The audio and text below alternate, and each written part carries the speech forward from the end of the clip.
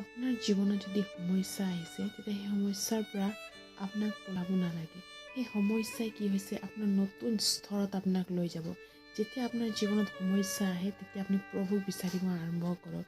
কাৰণ প্ৰভুৰ এটা যোজনা, এটা পৰিকল্পনা আছে আপোনাৰ জীৱনত। যেতিয়া সমস্যা আহে তেতিয়া আপুনি প্ৰভুৰ ওচৰত আহক, প্ৰভুৰ কাষত আহক। কাৰণ প্ৰভুৱে আপোনাৰ নতুন স্তৰত আপোনাক লৈ যাব বিচাৰিছে। শয়তানে এটা মিছা মানুহবিলাকৰ জীৱনত হৈছে যে সমস্যা কি কৰে, ঈশ্বৰৰ পৰা দূৰ কৰি দিয়ে বুলি শয়তানৰ এটা মিছা এটা কল্পনা শয়তানে চবকে দি থৈছে মানুহবিলাকক।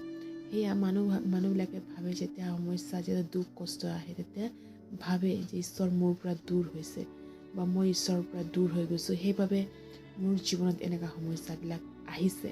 কিন্তু এইটো নহয়। যেতিয়া আপোনাৰ জীৱনত সমস্যা আহে তেতিয়া আপুনি ধন্য বুলিব লাগে। কাৰণ সেই সমস্যাই আপোনাক নতুন স্তৰত লৈ যাব, আশীৰ্বাদৰ কাৰণ হ'ব, আৰু ঈশ্বৰে এইটো নতুন পৰ্যায়ত আপোনাক লৈ যাব বিচাৰিছে।